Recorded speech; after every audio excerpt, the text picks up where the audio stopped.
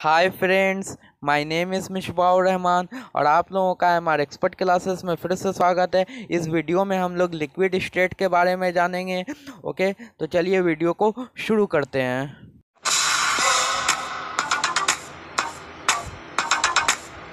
Okay friends, तो चलिए आज हम लोग जानेंगे लिक्विड स्टेट के बारे में। ओके, इस वीडियो में सॉलिड स्टेट्स मैंने पिछली वीडियो में बता दिया है। आई के बटन पर वीडियो लगा हुआ, आप लोग वहाँ पर देख सकते हैं, नहीं तो डिस्क्रिप्शन में मेरी लिंक दी हुई है जो मैटर का जो चैप्टर चल रहा है, तो आप लोग वहाँ से भी देख सकते हैं। ओके, तो आज हम लोग पढ़ने वाले लिक्विड। तो समझना होगा कि लिक्विड है क्या। सबसे पहली बात, लिक्विड का कोई फिक्स शेप नहीं होता है। ओके, उसका वॉल्यूम फिक्स होता है, लेकिन ये इसका जो शेप होता है वो फिक्स नहीं होता है। उसको हम कोई भी कंटेनर में रख देंगे तो वो उस कंटेनर का ही शेप ले लेगा। ओके, और लिक्विड अपना शेप को चेंज करता है। लिक्विड जब फ्लो करता है और अपना शेप को क्या करता है, चेंज करता है। इसलिए वो क्या रिजिड नहीं है, रिजिडिटी नहीं है, लेकिन उसको हम लोग फ्लूइड कह सकते हैं क्योंकि वो फ्लूइड है। वो फ्लूइड क्या होता है, रिजिड क्या होता है, रिजिड तो मैंने पिछली वीडियो में बताया, लेकिन इस वीडियो में भी मैं भी इस वीडियो में भी बता रहा हूँ। ओके, और फ्लूइड के बारे में जब हम लोग इसका प्रॉपर्टी पढ़ेंगे उसमें हम लोग जानेंगे फ्लूइड होता क्या है। ओके, तो जैसा हम बताएं कि लिक्विड का क्या होता है, कोई डेफिनेट शेप नहीं होता है, मतलब कि वो डेफिनेट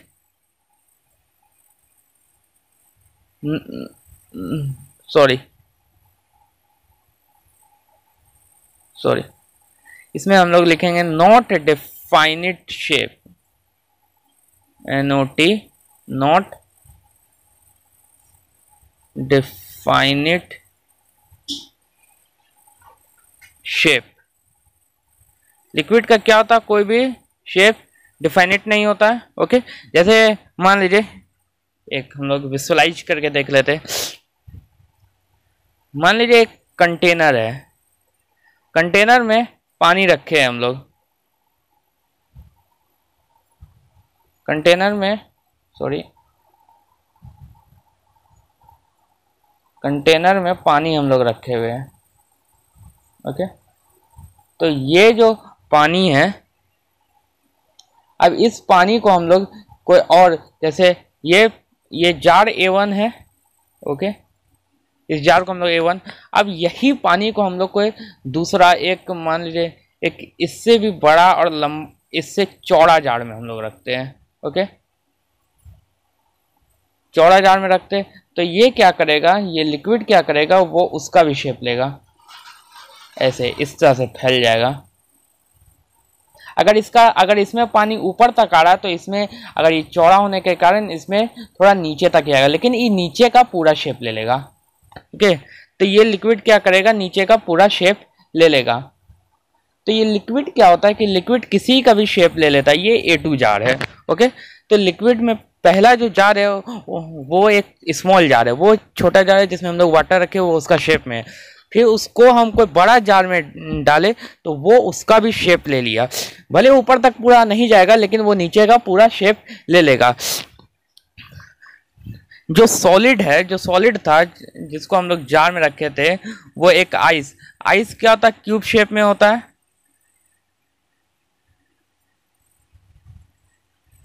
ये आइस है, इस आइस को हम लोग क्या किए थे, पिघलाए थे। कितने डिग्री सेंटीग्रेड में पिघलाए थे, 0 डिग्री सेंटीग्रेड में, 0 डिग्री सेल्सियस में, यानी कि 273 केल्विन में हम लोग पिघला दिए थे। तो पिघलाए थे तो क्या बना था, लिक्विड बन गया था, यानी कि वाटर बना था। क्या वाटर बन गया था, हो गया। तो ये क्या किया, आइस को क्या, ये सॉलिड को जब हम लोग 0 डिग्री सेल्सियस में पिघलाए तो वो क्या हुआ, वो पिघलना स्टार्ट हो गया, मेल्ट होना स्टार्ट हो गया। तो वो फिर क्या हुआ, वो लिक्विड में अपना शेप को चेंज कर लिया। कौन, सॉलिड।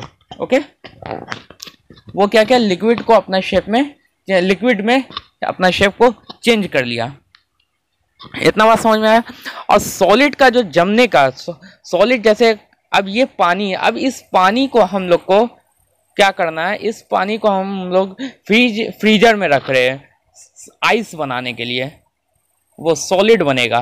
तो जब ये सॉलिड बन जाएगा यानी कि आइस बनेगा, तो आइस बनना कब स्टार्ट कब होगा? वो 0 डिग्री सेल्सियस में जब फ्रीजिंग पॉइंट होगा। फ्रीजिंग पॉइंट जब होगा 0 डिग्री सेल्सियस में यानी 273 केल्विन में, तो वो क्या होगा, वो वहां पर आइस यानी कि मेल्ट होना वो स्टार्ट कर देगा आइस अपना, यानी पानी जो है ये हो जाएगा, पानी मतलब जमना स्टार्ट हो जाएगा, पानी से बर्फ बनना स्टार्ट हो जाएगा, 0 डिग्री सेल्सियस में स्टार्ट हो जाएगा और वो धीरे धीरे करके एक सॉलिड में तब्दील हो जाएगा। ओके, तो लिक्विड से जो सॉलिड हम लोग बनाते हैं तो वो प्रोसेस सॉलिडिफिकेशन कहलाता है। इस बात को आप लोग को याद रखना कि जो प्रोसेस, वैसा प्रोसेस जिसमें लिक्विड टू सॉलिड, सॉरी मेरा कहने का मतलब है कि हाँ, वैसा प्रोसेस जिसको के हम लोग लिक्विड है कोई चीज, अगर हम लोग उसको सॉलिड में तब्दील कर देते हैं तो वो सॉलिडिफिकेशन कहलाता है। क्या कहलाता है? सॉलिडिफिकेशन। जैसे ये सॉलिड से, ये लिक्विड से सॉलिड बना तो ये कहलाया ये process solidification.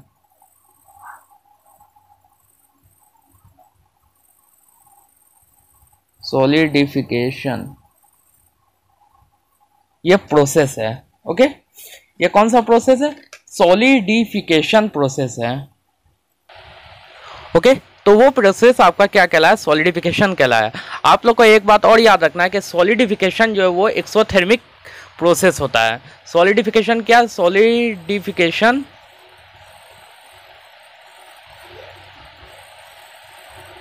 Is an exothermic process.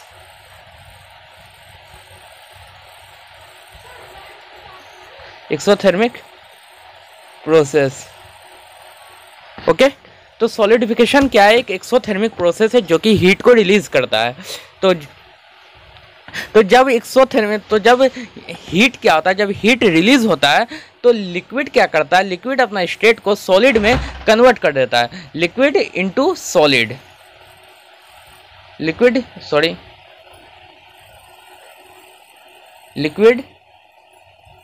Change into solid यानी कि एस में, वो क्या होता है? सॉलिड कहलाता है वो। ओके, तो लिक्विड क्या करता है? सॉलिड में चेंज कर देता है सॉलिडिफिकेशन प्रोसेस से। ओके, ये बात आप लोगों को समझ में आया। अब थोड़ा सा हम लोग इसका कुछ प्रोसेस है, प्रोसेस के बारे में हम लोग जान लेते हैं। प्रोसेस के बारे में जानने से पहले एक बात और हम आप लोगों को बताना चाहेंगे। जैसे सारा लिविंग क्रिएचर जितना भी है दुनिया में, जितना भी लिविंग क्रिएचर है, जितना भी लिविंग थिंग सब है, वो सबको सांस लेना बहुत ज़रूरी होता है, क्योंकि अगर उसको जीना है तो उसको सांस लेना है। तो एक्वाटिक एनिमल जो है वो जो सांस लेता है वो वाटर के अंदर लेता है। ओके, तो वाटर के अंदर जो वो एक्वाटिक एनिमल सब, जैसे व्हेल, मछली, ये सब क्या aquatic is an aquatic animals, जो कि वाटर में रहता है, पानी के अंदर रहता है, तो वो सब अंदर में सांस लेता है। तो उसमें क्या होता है? उसमें ऑक्सीजन प्रेजेंस होता है जो कि वाटर में डिसॉल्व होता है। वाटर में ऑक्सीजन क्या होता है? मिला हुआ होता है। आप लोग ये फॉर्मूला तो पढ़े होंगे, H2 + O2 यानी कि हाइड्रोजन और ऑक्सीजन, जिसमें कि H2O बनता है यानी कि वाटर बनता है। हाइड्रोजन और ऑक्सीजन से क्या बना? वाटर बना। ओके, तो वो क्या होता है? वो ऑक्सीजन उसमें प्रेजेंस होता है, ऑक्सीजन प्रेजेंस होता है वाटर में डिसॉल्व होके। ओके, तो ये सॉलिड, लिक्विड और गैस, ये सब लिक्विड में डिफ्यूज होता है। क्या होता है? डिफ्यूज। वो डिफ्यूज क्या होता है वो बताते हैं। डिफ्यूज यानी कि डिफ्यूजन, या डिफ्यूज यानी कि डिफ्यूजन।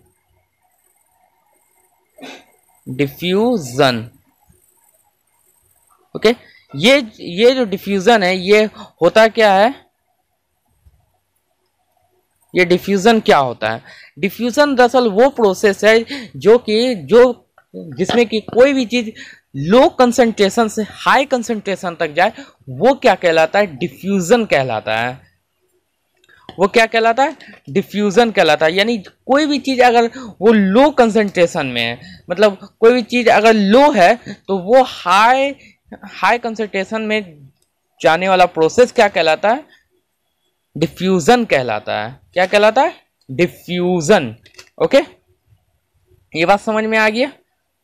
इसमें आप लोगों को विजुअलाइज करके दिखा देते हैं, जिसमें कि आप लोग को और अच्छा से समझ में आ जाएगा कि डिफ्यूजन होता क्या है। मान लीजिए कि एक मिनट,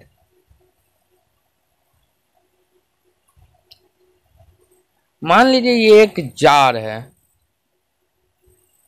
ओके, जार में पानी भरा हुआ है। जार में क्या? पानी भरा हुआ है। ठीक है, ये मान लीजिए, मानने में कोई दिक्कत नहीं। जार में पानी भरा हुआ है, पूरा फुल है पानी।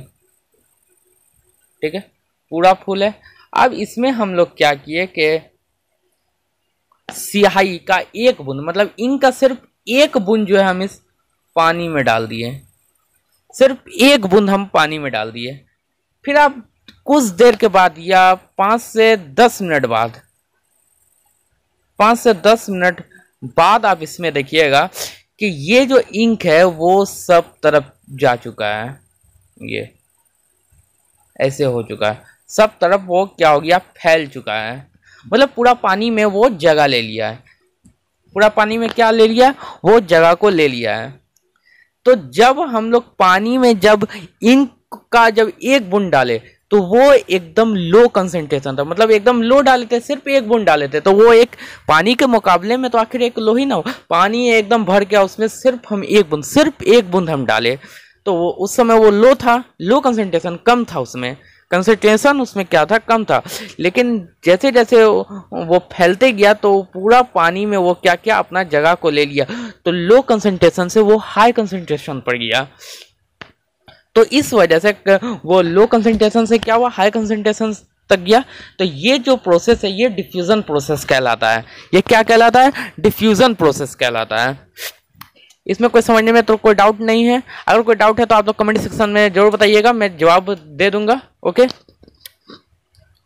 तो ये क्या कहलाता है? ये डिफ्यूजन कहलाता है। और इसमें एक बात आपको याद रखना होगा, डिफ्यूजन का जो रेट है, रेट ऑफ डिफ्यूजन जो है लिक्विड का, वो सॉलिड से बहुत ज्यादा है, हायर देन सॉलिड, सॉलिड से ज्यादा है। ये बात आप लोगों को याद रखना है कि डिफ्यूजन का जो रेट है, रेट ऑफ डिफ्यूजन जो है लिक्विड का, वो सॉलिड से ज्यादा है, हायर देन सॉलिड है। ओके, ये बात भी आप लोगों को समझ में आई? ओके, तो ये सब फैक्ट लिक्विड स्टेट का था। ठीक है, अब इसमें जो है लिक्विड में एक बात क्या होता है कि इसमें जो पार्टिकल है ये एकदम आराम से फ्रीली मूव करता है, क्योंकि उसके पास बहुत ज्यादा स्पेस होता है, बहुत ज्यादा स्पेस होता है। अगर किसी और अदर कंपेयर को, कोई अदर पार्टिकल को हम लोग कंपेयर करके देखें तो इसमें सबसे ज्यादा होता है। अगर कोई अदर पार्टिकल को अगर हम लोग कंपेयर करते हैं, जैसे सॉलिड को, सॉलिड स्टेट को, तो उसके मुकाबले में लिक्विड का क्या है, पार्टिकल जो है फ्रीली मूव करता है, उसके पास बहुत ज्यादा स्पेस होता है अदर पार्टिकल के कंपेयर में। ओके, ये बात याद रखिएगा। ये बात भी आप लोगों को समझ में आ गई। ओके, डिफ्यूजन भी आप लोगों को अच्छे से समझ में आ गया होगा। ओके, डिफ्यूजन वो प्रोसेस है जो कि हाई कंसंट्रेशन से लो कंसंट्रेशन पर जाता है। लो कंसंट्रेशन से हाई कंसंट्रेशन पर आता है, वो क्या कहलाता है? वो प्रोसेस डिफ्यूजन कहलाता है। हम लोग यहाँ इंक और पानी को देख लिए। पहले इंक का सिर्फ हम एक बूंद डाले थे, सिर्फ एक बूंद, पूरा पानी में, पूरा बाल्टी भर पानी में, पूरा जार भर के पानी में हम सिर्फ एक बूंद किसका डाले थे? इंक का डाले थे। लेकिन फिर उसके बाद वो क्या हुआ? वो पूरा पानी का शेप ले लिया। कौन? इंक ले लिया। तो पहले वो एकदम लो था, अब वो बहुत हाई हो गया 5 से 10 मिनट के बाद, तो वो लो से हाई गया। वो प्रोसेस हम लोग का डिफ्यूजन कहलाया। ओके, हम लोग लिक्विड स्टेट का कुछ ये प्रॉपर्टी पढ़ लेते हैं, जो कि बहुत जरूरी है प्रॉपर्टी। ओके, इस पेज को हम साफ कर देते हैं। ये सेकेंड पेज में हम लोग अच्छा से पढ़ते हैं। तो इसका जो प्रॉपर्टी आता है, सबसे पहले रिजिडिटी आता है, रिजिड आता है, सॉरी,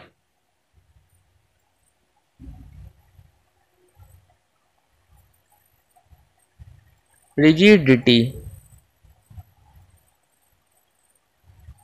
ये प्रोसेस आता है रिजिडिटी।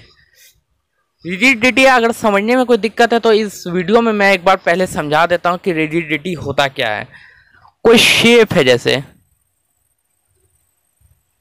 ये एक शेप है, ये एक सॉलिड शेप है, इसमें हम लोग क्या कर रहे हैं, बाहर का फोर्स लगा रहे हैं। क्या कर रहे हैं, इसमें हम बाहर का फोर्स लगा रहे हैं, बाहर से हम लोग इसको एक्सटर्नल फोर्स दे रहे हैं। ओके, किसको, सॉलिड को तोड़ने के लिए। सॉलिड को हम क्या कर रहे हैं, फोर्स दे रहे हैं। तो फोर्स जब देंगे तो अगर हम लोग इसमें ज्यादा फोर्स लगा देंगे तो ये टूट जाएगा, एकदम टूट जाएगा। ओके, जैसे स्टोन है, जैसे कोई पत्थर है, पत्थर को आप देखिए, पत्थर को आप हथौड़ा से मारिए, टूट जाएगा। पहली बार में ना टूटेगा, दूसरी बार में टूटेगा तो उसमें ज्यादा फोर्स लग गया, इसलिए वो क्या हो गया, टूट गया। लेकिन वो अपना शेप को चेंज कभी नहीं करेगा। जो अपना शेप को टूटने के बाद भी, वो जिसमें फोर्स अगर हम लोग ज्यादा भी लगाते और वो टूट जाए, लेकिन टूटने के बाद भी अगर कोई सब्सटेंस अपना शेप को चेंज नहीं करता है, वो रिजिडिटी कहलाता है। इसलिए solid is a rigidity, liquid और गैस इसलिए रिजिडिटी नहीं है, क्योंकि लिक्विड तो एक बात, पहली बात कि वो टूटता नहीं है और वो कोई भी शेप ले सकता है। वो कहीं पर भी बाल्टी का शेप ले लेगा, गिलास का शेप ले लेगा, कोई भी शेप ले सकता है लिक्विड। ओके, ये बात याद रखना, रिजिडिटी इसी को कहते हैं। ये बात समझ में आया आप लोग को? इस फिगर को हम मिटा देते हैं, यहाँ पर हम लोग प्रॉपर्टी पढ़ेंगे ना। ओके, तो पहली बात क्या आता है, रिजिडिटी आता है। तो लिक्विड का जो रिजिडिटी होता है वो एकदम लो होता है। क्या होता है, एकदम लो होता है, जाहिर सी बात है, as compare solid, less rigid. लो ऐसे लिखेंगे, लेस रिजिड, लेस रिजिड। क्या होता है, रिजिडिटी एकदम क्या होता है, कम होता है। ओके, किसके, as compared solid, as compared solid.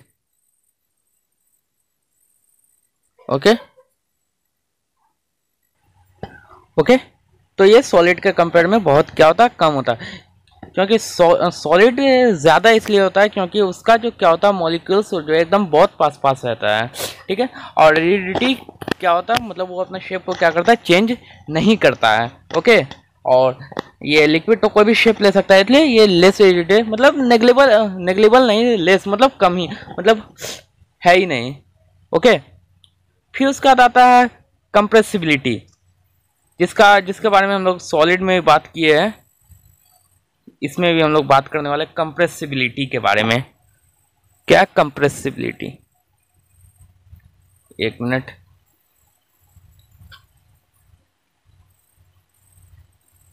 Compressibility,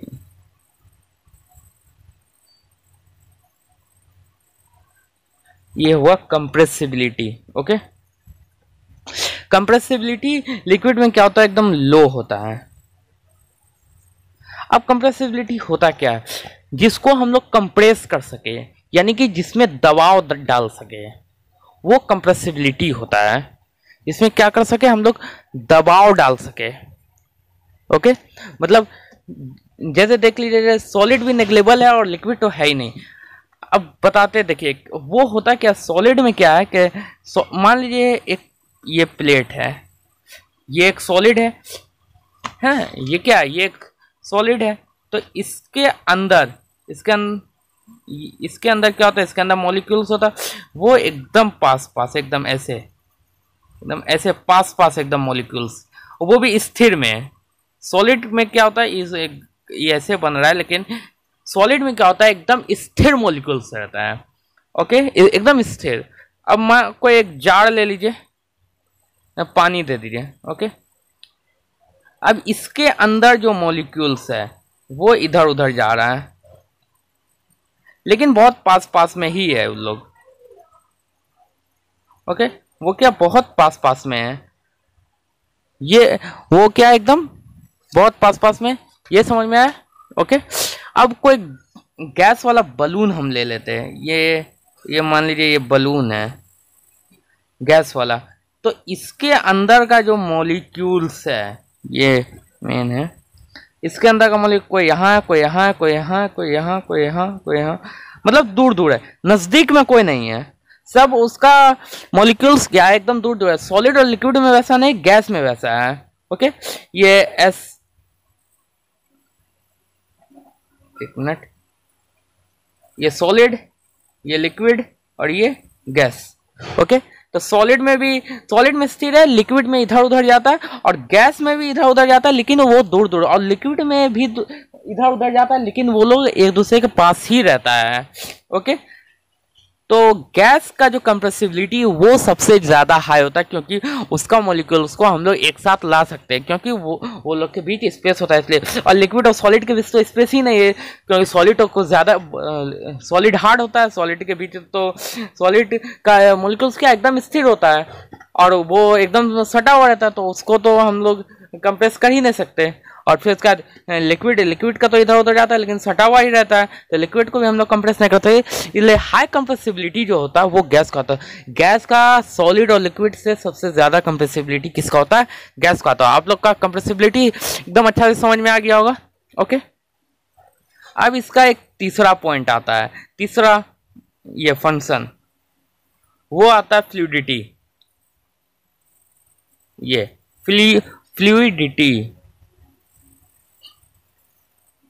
fluidity क्या होता है कि जिसके पास फ्लो करने का क्षमता हो, मतलब कि जिसके पास बहाने का क्षमता हो, वो फ्लूइडिटी होता है। अब जैसे मान लीजिए कि ये जो जार है, इसके अंदर जो पानी है, इसको हम पलटेंगे तो फिर ये क्या, ये सारा पानी गिर जाएगा, सारा पानी क्या हो जाएगा, बह जाएगा। तो लिक्विड क्या हो रहा है, बह रहा है यहाँ पर। ओके, तो इसमें लेकिन सबसे पहले हम लोग क्या करेंगे, सबसे पहले जब ये जार जब पलट जाएगा, तब फिर पलटने के बाद हाई लेवल पर पहले पानी गिरेगा, फिर उसका तो वो धीरे धीरे कम होते जाएगा, फिर इस जार को पूरा हम लोग पलट देंगे, इसके वजह से लो लेवल में पानी निकलेगा। तो वो फ्लूइडिटी होता है, जिसके पास बहाने का क्षमता हो, यानी कि फ्लो करने का टेंडेंसी हो, वो फ्लूइडिटी होता है। ओके, तो पहले हाई लेवल पर पानी बहेगा, फिर उसके बाद वो धीरे धीरे करते करते वो लो लेवल पर चला जाएगा। डिफ्यूजन में क्या होता है कि वो लो कंसंट्रेशन से हाई लेवल पर जाता है, लो लेवल से हाई लेवल पर जाता है।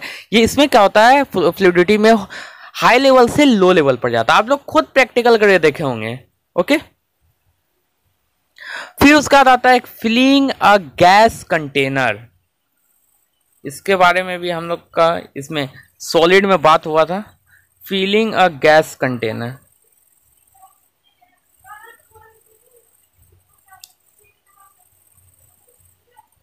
Filling a gas container. Okay, अब ये क्या होता है, अब देखिए कोई भी, जैसे ये एक कंटेनर है।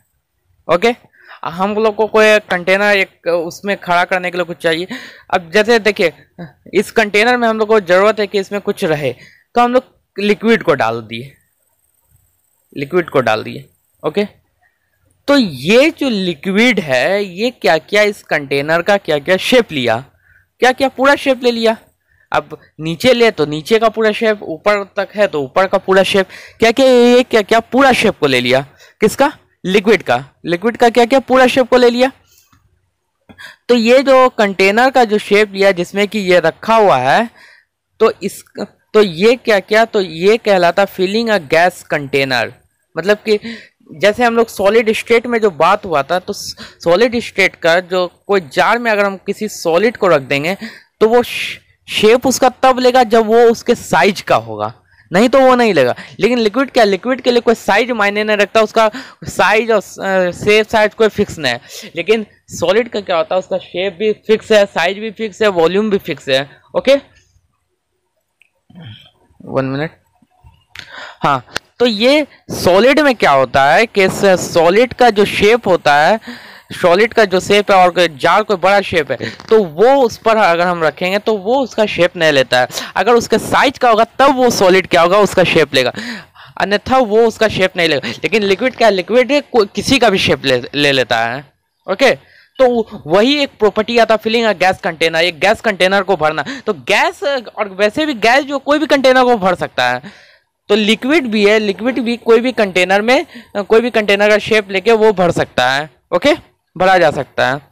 ओके, फिलिंग गैस कंटेनर भी समझ में आई। बात आता है इसका शेप का, तो शेप हम बता चुके हैं कि शेप इसका डिफिनिट नहीं होता, मतलब कि इसका कोई फिक्स शेप नहीं है।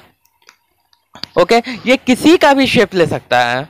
ओके, इसका कोई शेप नहीं फिक्स, साइज फिक्स नहीं, सिर्फ इसका वॉल्यूम फिक्स है। ओके, शेप और साइज इसका फिक्स नहीं, ये किसी का भी शेप ले सकता है।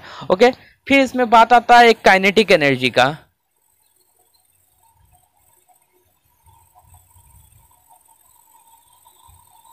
काइनेटिक एनर्जी का यानी कि गतिशील ऊर्जा। तो काइनेटिक एनर्जी जो सबसे ज्यादा जो होता है वो सॉलिड के पास होता है, ठीक है, सबसे ज्यादा। लेकिन गैस से क्या होता है, वो कम होता है। गैस का सॉलिड से मतलब कि गैस से, एक मिनट, मतलब काइनेटिक एनर्जी जो है सॉलिड का सबसे ज्यादा होता है। Okay, more kinetic energy than solid, sorry मेरा कहने का मतलब है लिक्विड स्टेट ना पड़े, सॉरी, लिक्विड का जो काइनेटिक एनर्जी होता है वो सॉलिड से ज्यादा होता है, लेकिन गैस से क्या होता है, कम होता है, क्योंकि गैस का जो काइनेटिक एनर्जी वो बहुत ज्यादा होता है। जैसे कि हम लोग ये पिछले विजुअलाइज में हम लोग देखे थे, इसमें जो मॉलिक्यूल्स है, ये सब जो मॉलिक्यूल्स है, तो इसमें स्थिर है सॉलिड में मॉलिक्यूल्स, तो इसमें काइनेटिक एनर्जी गतिशील ऊर्जा तो लग ही नहीं रहा है। ओके, लेकिन लिक्विड में इधर उधर जा रहा है, तो लिक्विड का जो काइनेटिक एनर्जी है, गतिशील ऊर्जा जो है वो सॉलिड से ज्यादा है, लेकिन गैस से कम है, गैस से बहुत कम है। इसलिए गैस से इसलिए कम है, इसलिए जैसे कोई भी गरम खाना होता है, तो उसका जो टेम्परेचर होता है, तो वो टेम्परेचर गतिशील ऊर्जा यानी कि काइनेटिक एनर्जी से वो इधर उधर चला जाता है। जैसे कि आप लोग जैसे कपड़ा सुखाते हैं, तो कपड़ा से देखते हैं ना, कपड़ा धूप में जाके सूख जाता है, तो वो पानी कहाँ जाता है, उसका अंदर का जो मॉलिक्यूल्स होता है वो क्या करता है, वो उस मॉलिक्यूल्स पर क्या करता है, आके दबाव डालता है, जिसकी वजह से वो उस पानी का जो मॉलिक्यूल्स है वो ऊपर आता है, ऊपर जाता है और वो ऊपर चला जाता है, और लिक्विड बन के वो नीचे बारिश होता है, बरसता है। तो गैस का जो काइनेटिक एनर्जी वो सबसे ज्यादा है। ओके, तो जैसे उसका जो टेम्परेचर होता है, जैसे गर्म खाना का जो टेम्परेचर है, जैसे टेम्परेचर होता है ना गर्म खाना का बहुत ज्यादा टेम्परेचर, तो उसका जो ये मॉलिक्यूल्स होता है वो इधर उधर जाता है, जिसकी वजह से हम लोग को महक आ जाता है कि गर्म खाना का महक आ जाता है। देन ठंडा खाना का ये महक हम लोग को पता नहीं चल पाता, क्योंकि उसमें जो गतिशील ऊर्जा है वो नहीं होता है, बहुत कम होता है। जैसे कि सॉलिड में काइनेटिक एनर्जी है ही नहीं, क्योंकि वो उसमें टेम्परेचर लगता है नहीं, उसमें वो गर्म नहीं होता है, और इसलिए वो लिस्ट काइनेटिक एनर्जी, उसमें काइनेटिक एनर्जी प्रोड्यूस नहीं, मतलब होता है, मतलब बहुत कम होता है काइनेटिक एनर्जी। ओके, ये समझ में आएगी। उसका डेंसिटी, जिसके बारे में हम लोग कल भी बात किए थे, डेंसिटी। ओके, ये डेंसिटी, सॉलिड का डेंसिटी हाई होता है, और लिक्विड के पास जो होता है वो लो होता है देन सॉलिड, लेकिन higher than that of liquid. Liquid के पास क्या होता है, डेंसिटी कम होता है सॉलिड के मुकाबले में। ओके, सॉलिड के मुकाबले में डेंसिटी कम होता है। तो डेंसिटी का जो फॉर्मूला हम लोग पढ़े थे, D = m/v, यानी कि मास बाय वॉल्यूम। इतना आप लोग याद रखिएगा कि जब D जितना होगा m भी उतना होगा, मास भी उतना ही होगा, लेकिन अगर v घटेगा तो D बढ़ेगा, और अगर v बढ़ेगा तो D घटेगा। ये D और V में इनडायरेक्ट प्रोपोर्शन होता है, और DM में डायरेक्ट प्रोपोर्शन हो जाता है। इतना बात आप लोग को याद रखना है। तो ये लिक्विड का सारा प्रॉपर्टी था जो हम लोग जान लिए, इसमें कोई डाउट नहीं होना चाहिए। Kinetic energy, density, shape, filling gas container, fluidity, compressibility, rigidity, सब हम लोग पढ़ चुके हैं।